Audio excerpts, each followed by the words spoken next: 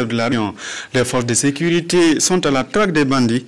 À Mani, par exemple, la gendarmerie vient de démanteler 3 gangs qui sévissaient dans la Nyanya. Ils sont accusés de vol de bétail, d'attaque à main armée, mais aussi d'assassinat d'un conseiller municipal, Frédéric Etienne Basenga. Voici les présumés assassins du conseiller municipal de Boudabga, village de la commune rurale de Kuala, dans la Nyanya. Dambina Diandi et son fils auraient été abattus dans la nuit du 20 janvier dernier par ce gang qui sévissait dans la zone. Leur arrestation a été rendue possible grâce à une collaboration étroite entre les gendarmes du Burkina Faso et les forces de sécurité et de défense du Niger, où ces présumés malfrats s'étaient réfugiés. Nous avons été informés, c'était le 20 janvier 2013, vers les 22 h, d'une agression à domicile dans le village de Boudarama. Boudarama, c'est dans le département de Kuala. L'information précisait que le conseiller du dit village, le nommé Dambina Diandi, a été froidement abattu avec son fils. Donc c'est à l'issue de cette information que nous avons procédé à un transport rapide sur les lieux.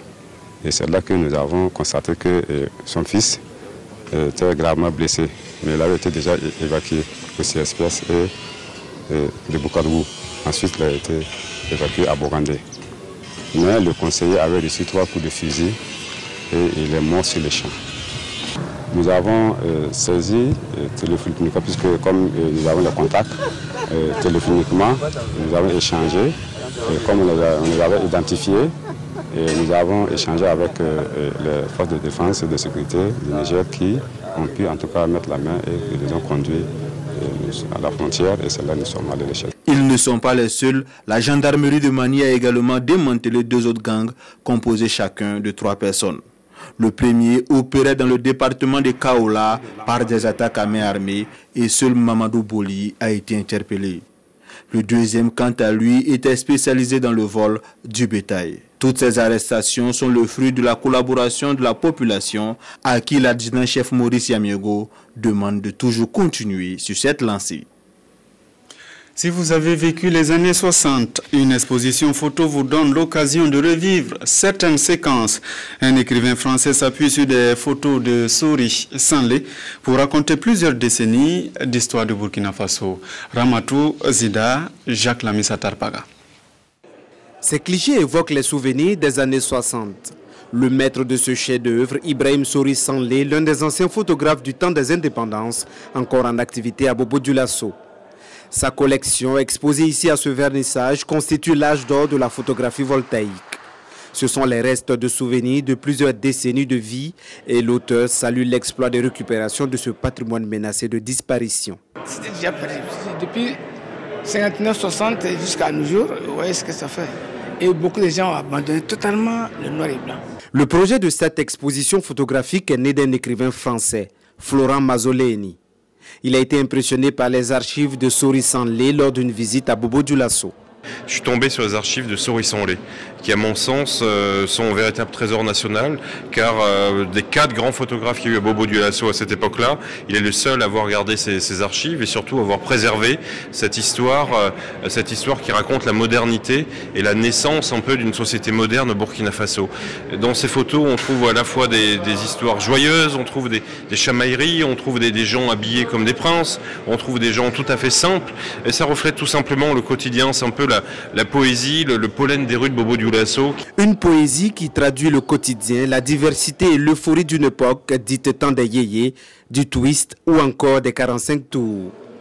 Au regard de leur universalité, ces photos parlent au plus grand nombre, d'où une exposition du même genre organisée à Bobo-Dioulasso en juin prochain, puis à Paris, Londres et dans bien d'autres pays à travers le monde.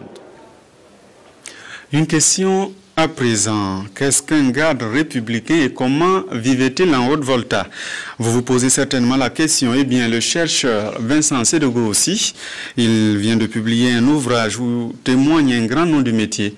Fousseni Kindo explique l'ouvrage. Voici son reportage. Il reçoit un exemplaire du livre qui met en page sa propre vie, celle de l'ancien garde républicain de la Haute-Volta, qui mène aujourd'hui au Burkina Faso Une vie paisible de retraité à Ouagadougou. Son auteur, un historien-chercheur au CNRST, Vincent Sedogo. Dans son livre, Dr Sedogo retrace les péripéties de la vie de Gom Tenga devenu Christophe, qui après avoir quitté son béret natal dans le Bazega un certain matin de 1944, va connaître une vie très mouvementée. Il a mis à l'école, malgré son âge avancé, il avait déjà plus de 11 ans.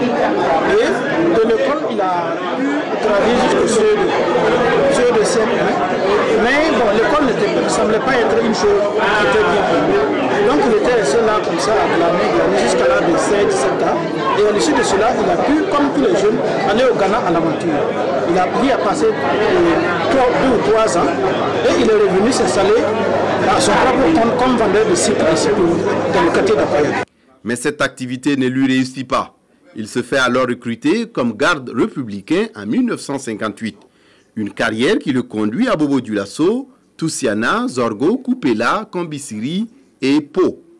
L'ouvrage de Dr Vincent Sedogo a le mérite de nous présenter les mémoires d'un personnage qui aurait pu sombrer dans l'anonymat pour défaut de témoignages écrits à lui consacrés, mais un personnage qui constitue une mémoire vivante de la Haute-Volta, devenue aujourd'hui Burkina Faso. Il y a eu des témoignages qui disent que de plus en plus, même les gens qui ont un certain rang n'arrivent pas à faire des témoignages pareils. C'est des mémoires qui sont laissées de génération à venir. Et nous sommes très contents de cela.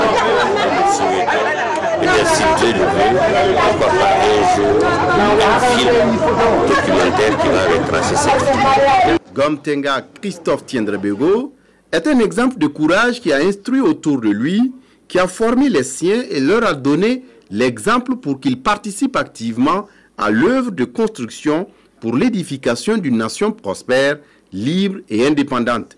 Témoignage de vie d'un garde républicain, Gom Tenga Christophe Tiendrebego, un livre qui se lit aisément, une expérience qui se partage largement. Fosseni Kindo, la RTB est en route pour la journée nationale du paysan. Vous le savez, dans 2 jours, le monde paysan se réunit à Banfora, dans les Cascades. À partir d'aujourd'hui, vous avez rendez-vous avec ce monde des producteurs. Ce sont des reportages, des interviews et des commentaires qui vous sont proposés par Marguerite Douagneau.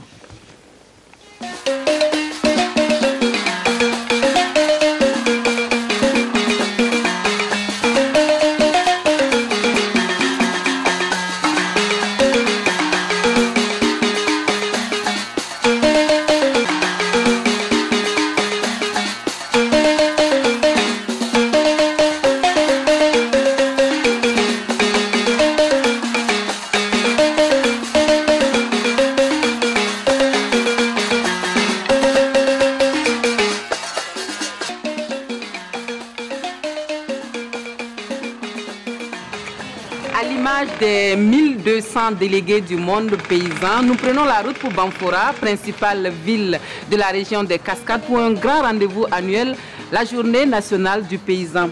Nous vous invitons donc à faire le voyage avec nous de Ouagadougou à Banfora. Et sur la route, nous pourrons apprécier les potentialités de l'agriculture burkinabé avec des haltes ici et là pour voir la dynamique paysanne. Alors suivez-nous sans tarder.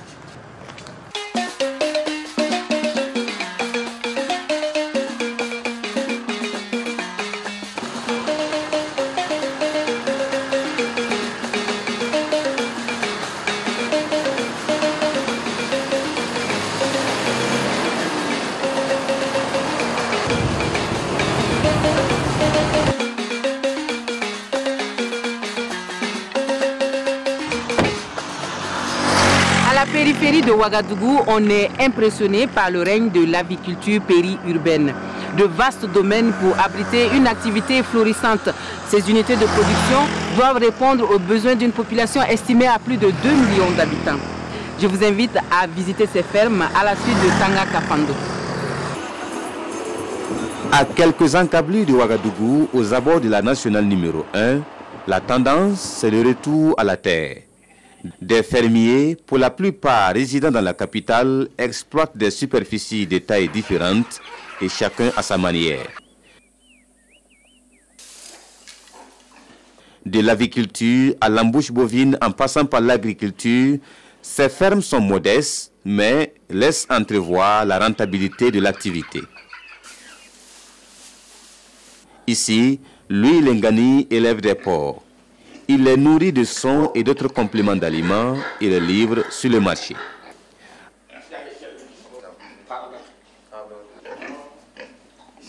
À côté de ces porcs, lui pratique l'embouche bovine.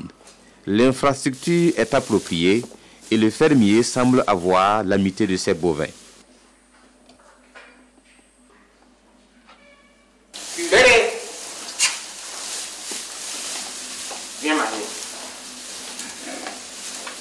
De l'autre côté de la route, non loin de là, c'est une véritable faune que nous avons trouvée. Des porcs, des phacochères, des oies et même des autruches cohabitent et se partagent l'espace.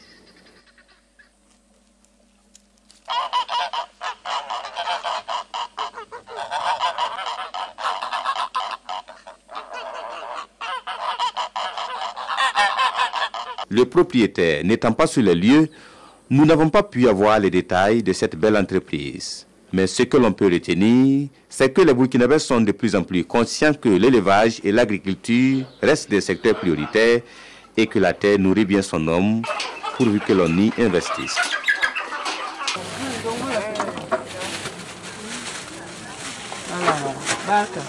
La route nationale numéro 1 se présente comme le marché des produits agricoles. Sur la route, les enfants vous proposent des œufs, des poulets, des fruits sauvages. On y trouve du bois, des courges et également, des fois, on peut trouver des produits artisanaux. Le plus illustre, ce sont les marchés des fruits et légumes. Des endroits qui forcent les voyageurs à s'arrêter pour faire des provisions.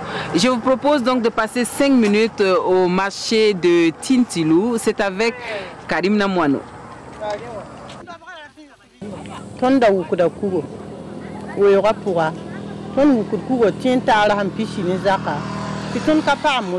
On vendait du granit sans bénéfice.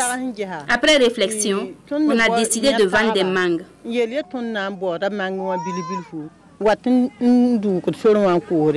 Du concassage de granit à la vente d'oignons, la reconversion des femmes de Tintilou s'est passée sans grande difficulté.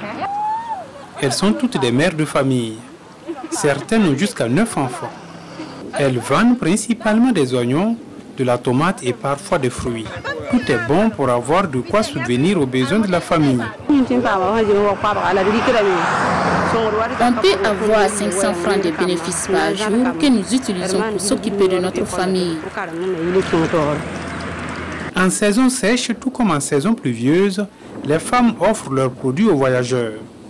Et les saisons passent, les légumes se font parfois rares.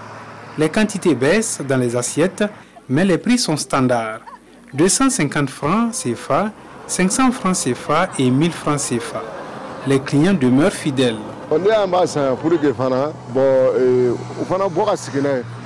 J'achète pour les encourager, mais au-delà, c'est parce que les légumes sont à bon prix.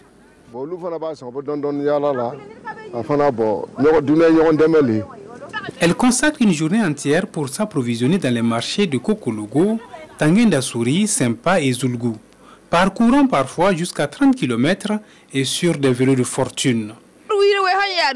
Le vélo, c'est la souffrance et des courbatures à n'en pas finir. Sur le site de vente d'oignons, une restauratrice a établi ses quartiers. Les vendeuses ont du riz à portée de main pour leur déjeuner. Vendre aux abords de la route, il y a certes des risques d'accident. Mais face à la précarité, le jeu en vaut la chandelle. Chaque jour, elles sortent à 6 heures au lever du jour et rentrent à 18 heures à la tombée de la nuit. À Tintilou, le commerce des légumes est donc rythmé par la course du soleil. Notre voyage vers Banfora s'arrête là pour aujourd'hui. Je vous retrouve demain pour d'autres informations sur les réalités de cette dynamique paysanne sur la route nationale numéro 1. À demain. entendez la pluie, eh bien elle est là. Dans la nuit d'hier à aujourd'hui, Ouagadougou a enregistré environ 27,14 mm d'eau. Ouagadougou, aérodrome bien sûr, la terre sèche de notre capitale n'a pas pu absorber cette quantité. Vous le voyez en image, les quartiers comme Dassasgo ou encore la zone 1 ont connu quelques désagréments. Ce sont des images qui nous ont été rapportés par Nathalie Sawadogo et Mathias Drabo. C'est la fin de cette édition. Merci de l'avoir suivi en notre compagnie. À demain.